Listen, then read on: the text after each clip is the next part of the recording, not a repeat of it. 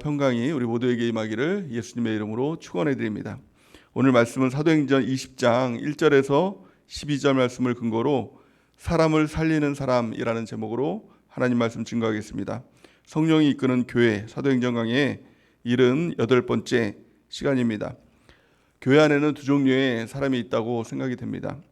한 종류의 사람은 사람을 세우는 사람입니다. 다른 말로 말하면 살리는 사람이라고 말할 수 있습니다. 또 한 종류의 사람은 사람을 무너뜨리는 사람이 있습니다. 다른 말로 말하면 사람을 영적으로 죽이는 사람이 있다라는 것입니다. 어떤 사람은 누군가를 만나면 그 사람을 살립니다. 막 영적으로 살리고 실제로 이 성경 말씀처럼 죽은 자를 살리는 역사와 같이 병든 자를 치유하기도 하고 또 하나님의 역사를 이루는 사람이 있는 것입니다. 근데 어떤 사람은 신기하게도 어떤 공동체에 가면 사람들을 낙심시키고 또 두려워하게 만들고 무너뜨리게 만들고 또 그 공동체를 무너뜨리는 또 죽이는 그런 사람도 있다라는 것입니다. 그 차이가 뭘까요? 성경은 한마디로 그것을 영이라고 이야기를 합니다. 성경은 이렇게 말씀합니다. 요한복음 6장 63절 우리 같이 한번 읽어보겠습니다. 시작. 살리는 것은 영이니 육은 무익하니라. 내가 너희에게 이른 말은 영이요 생명이니라. 아멘. 살리는 것은 영이다 이렇게 말씀합니다. 육은 무익하다라고 이렇게 얘기합니다. 살리는 사람이 누구입니까? 영적인 사람이 살리는 사람이 되는 것이고 영적인 사람이 누군가를 세워주는 사람이 되는 것입니다. 반대로 육적인 사람은 무익한 사람이 되는 것입니다. 사람들을 무너뜨리기도 하고 또 사람을 죽이기도 하는 사람, 사실 내 안에 육적인 사람이 되는 것입니다. 그러기에 중요한 것은 무엇입니까? 내 안에 있는 육, 이것을 다른 말로 말하면 자아라고 이렇게 이야기를 하죠. 자아가 날마다 부인되고 자아가 분쇄되고 깨어져야 내 안에 있는 육이 나타나기 시작하고 그것이 영향력을 드러내고 다른 사람을 살리는 사람이 되는 것입니다. 예수님께서도 누구든지 나를 따라오려거든 자기를 부인하고 이 가장 첫 번째 조건이 자기를 부인한다는 것이죠. 그리고 자기 십자가를 지고 나를 따를 것이니라 이렇게 말씀하고 있는 것입니다. 자기를 부인한다는 것이 무엇입니까? 자기의 육적인 것들을 무너뜨리고 깨뜨리고 주님을 따라가야 된다. 영적인 사람만이 주님을 따라갈 수 있는 것입니다. 우리가 늘 내 자신이 교회 안에서 자아가 깨어지고 자아가 부인되고 영으로 주님을 따라가는 우리 모두가 되는 은혜가 넘치기를 예수님의 이름으로 축원해 드립니다. 오늘 본 말씀을 통해서 바울이 바로 그런 사람이었습니다. 사람을 세우는 사람이었습니다. 그는 예수님을 믿지 않는 지역에 가서도 예수님의 복음을 증거하고 말씀을 증거함을 통해서 그 지역을 변화시키고 사람을 살리는 사람, 사람을 세워주는 사람으로 쓰임받았던 사람이 바로 사도 바울이었습니다. 결국엔 영적인 사람이 누구입니까? 바로 말씀의 사람이다라는 것입니다. 요한복음 6장 63절 말씀을 다시 보면 살리는 것은 영이니 육은 무익하니라. 내가 너희에게 이른 말은 영이요 생명이니라 이렇게 말씀하고 있는 것입니다. 영적인 사람은 뭔가 새로운 것을 보고 남들이 보지 못한 새로운 어떤 것들을 깨닫고 그런 사람이 아니라 사실은 말씀의 사람이다라는 것입니다. 내 안에 말씀이 충만한 사람, 그 말씀으로 가득한 사람, 내 말씀을 전하고 증거하는 사람, 이 사람이 바로 영적인 사람이다라는 것입니다. 내 생각, 또 내 경험 이런 것들은 다 깨어져야 되는 것이죠. 이것이 다 자아인 것이죠. 이것들은 부인되어야 되는 것이죠. 그리고 영적으로 충만하고 하나님 말씀을 붙들고 말씀을 전하고 말씀으로 가르치고 양육하고 또 그것으로 복음을 증거하는 그 사람이 바로 영적인 사람이다라는 것입니다. 오늘 본 말씀을 통해서 그러면 어떻게 하면 내가 다른 사람을 세워주는 사람이 될 수 있을까? 또 다르게 말하면 다른 사람을 살리는 사람이 될 수 있을까? 사도 바울의 모습을 통해서 세 가지로 우리가 살펴보길 원합니다. 가장 첫 번째는 다른 사람들을 세워주고 살려주기 위해서는 격려하는 사람이 되어야 된다라고 오늘 말씀 우리에게 가르쳐주고 있습니다. 오늘 1절 말씀, 2절 말씀, 본 말씀을 같이 한번 읽어보겠습니다. 시작. 소요가 그침에 바울은 제 아들을 불러 권한 후에 작별하고 떠나 마게도냐로 가니라. 그 지방으로 다녀가며 여러 말로 제 아들에게 권하고 헬라에 이르러. 아멘. 오늘 말씀해 보면 이 사도 바울이 3차 전도 여행 가운데 에베소 지역에서 3년간의 사역을 마치고 떠나가는 장면들이 기록되고 있습니다. 그런데 1절 말씀에 보니까 그들을 작별할 때 그들을 불러서 권한 후에라는 말이 나오고 또 2절 말씀에 보니까 그 지방으로 다녀가며 여러 말로 제자들에게 권하고 이렇게 얘기합니다. 바울은 어디를 가든지 권하는 사람이었다라는 것입니다. 이것을 다른 말로 말하면 격려하는 사람이 되었다라는 것입니다. 어디로 가든지 누구를 만나든지 그 사람을 격려하는 사람이었다는 겁니다. 격려한다는 말의 뜻이 뭘까요? 원어적인 표현으로 보면 나타난 진리를 삶에 적용하도록 도와주는 것이 바로 이 격려다라는 것입니다. 격려는 누군가를 보면서 잘한다 이런 칭찬이 격려하는 것이 아니라 그 사람들이 진리를, 하나님의 말씀을 적용하고 지킬 수 있도록 끝까지 옆에서 도와주는 것, 이것이 바로 이 격려다라는 것입니다. 그래서 하나님의 말씀은 전하는 것으로 끝나는 것이 아니라 때로는 그 말씀을 적용하기 위해서 위로도 하기도 하고, 또 때로는 권면도 하기도 하고, 때로는 견책도 하고 책망까지 하면서 어찌하든지 하나님의 말씀을 그 삶에 적용할 수 있도록 옆에서 도와주는 것, 이것이 격려인 것입니다. 우리 교회 이 셀 공동체가 바로 이 격려하는 공동체가 되는 은혜가 넘치기를 바랍니다. 성경은 이렇게 말씀합니다. 히브리서 10장 24절에서 25절 우리가 한 목소리로 같이 읽겠습니다. 시작. 서로 돌아보아 사랑과 선행을 격려하며 모이기를 패하는 어떤 사람들의 습관과 같이 하지 말고 오직 권하여 그 날이 가까움을 볼수록 더욱 그리하자. 아멘. 오늘날 교회에 가장 필요한 것이 있다면 바로 이 격려자가 되는 것, 격려자가 있어야 된다는 것입니다. 오늘날 교회는 다 이기주의, 또 개인주의, 이런 사상에 물들어 있는 것들을 볼 수가 있는 것이죠. 그냥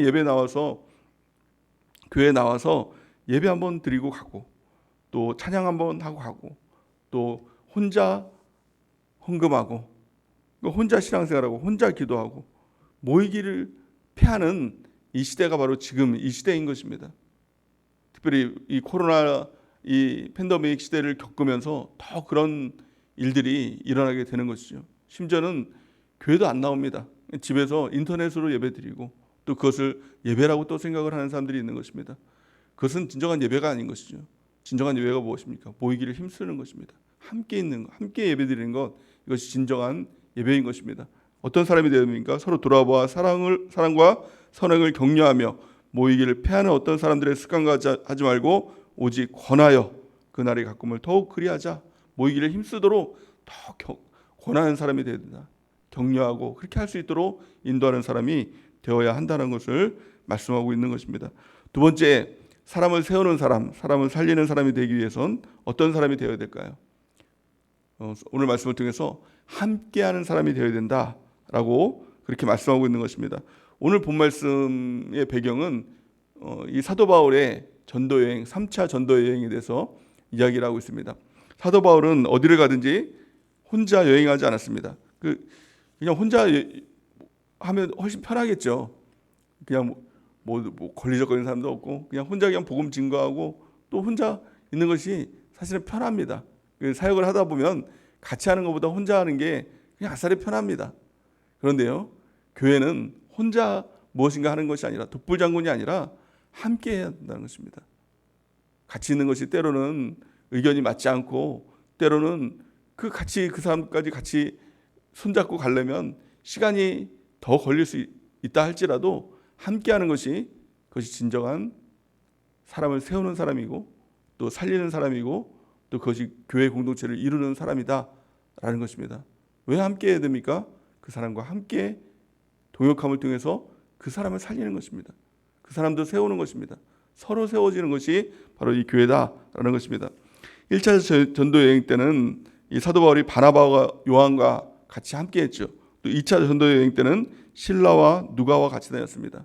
그런데 3차 여행 때 보니까, 오늘 본 말씀 보니까 4절 5절 말씀 보니까 이 7명의 사람이 기록되어 있습니다. 그리고 또 그 말을 기록한 사람이 이렇게 얘기합니다. 5절 보니까 그들은 먼저 가서 드로아에서 우리를 기다리더라. 그러니까 우리를 기다리더라라고 이렇게 얘기하면 그 객체가 있는 것이, 그 사람을 이 글을 쓴 사람이 있죠. 그 사람이 바로 누가입니다. 그러니까 이 누가까지 합하면 8명의 사람이 같이 다니는 것입니다. 사도 바울은 이 함께함의 능력을 알았다는 것입니다. 또 왜 그 사람들과 같이 사도 바울은 사역을 했을까요? 그 사람들을 심부름시키고 이를 부려먹기 위해서 같이 했을까요? 그것이 아닙니다. 그 사람들을 한 사람 한 사람들을 세워주기 위해서, 또 살리기 위해서, 또 하나님의 공동체를 통해서 일하시는 하나님의 역사를 받기 때문에 그는 더 많은 사람들과 함께하는 이 전도 여행을 갔던 것을 볼 수가 있는 것입니다. 진정한 배움은 단지 설교를 통해서 또 어떤 가르침을 통해서 이루어지는 것이 아니라 함께함을 통해서, 셀 공동체 안에서 함께함을 통해서 진정한 하나님을 아는 그 배움이 이루어지게 되는 것입니다. 또 세워지게 되고 또 살아나게 되는 역사, 이것을 함께할 때 이루어지게 되는 것입니다. 에베소서 3장 6절 우리 같이 한번 읽어보겠습니다. 시작. 이는 이방인들이 복음으로 말미암아 그리스도 예수 안에서 함께 상속자가 되고 함께 지체가 되고 함께 약속에 참여하는 자가 됨이니라. 아멘. 하나님의 복도 혼자 받는 것이 아닙니다.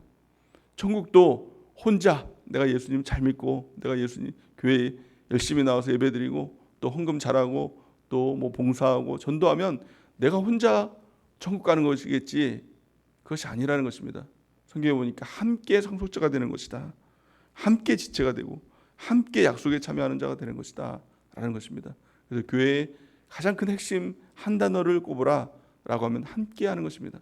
무엇을 하든지 우리가 함께하는 우리 지체가 되는 은혜가 넘치길 바랍니다. 그러기 위해서 반드시 필요한 것이 셀이겠죠. 셀 공동체 안에 깊이 들어가서 함께 누군가를 세워주고 또 그를 통해서 내가 세움을 받고 살림을 받고 누군가를 살리는 것, 서로가 살리는 것, 이것이 바로 교회 공동체라는 것입니다.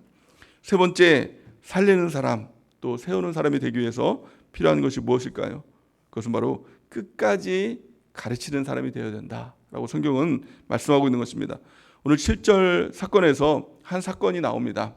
하나의 일화가 나옵니다. 그 일화가 좀 특이한 사건인데요. 드로아에서 일어난 사건입니다. 사도 바울이 이제 말씀을 증거를 합니다. 이 안식 후 첫날이라고 이렇게 얘기를 하는데 이 당시 때 안식일이라는 것은 토요일이었죠. 그 토요일 다음 날, 지금으로 보면 주일날입니다. 이 말씀을 근거로 해서 사도 바울이 주일날, 그러니까 안식 후 첫날 주일날 예배를 드렸다라는 것을 우리가 유추할 수 있는 것이죠. 그래서 우리가 지금 이제 안식 후 첫날, 그러니까 예수님께서 부활하신 날, 또 성령이 임한 날, 이 안식일을 지키는 것 아닙니까? 주일을 지키고 예배를 드리는 것 아닙니까?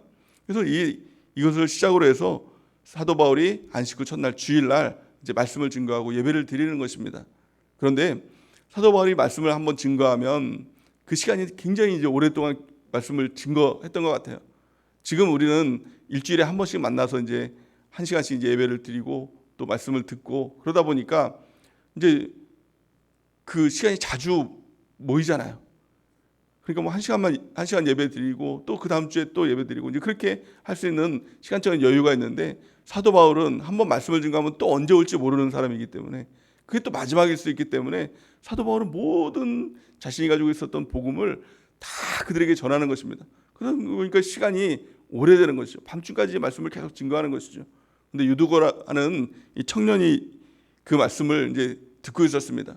그 사람들이 바울이 말씀을 듣는 중에 많은 사람들이 모여서 그 말씀을 듣는 것입니다. 그 자리가 없었습니다. 의자에 자리가 없었으니까 이 유두고가 창가에 겨우 이제 자리를 잡아가지고 말씀을 듣다가 하도 그 기간이 이제 말씀 시간이 이제 길다 보니까 또 유두고가 피곤했던 것 같아요. 영적으로 깨어 있어야 되는데 또 그러지 못했던 것 같아요.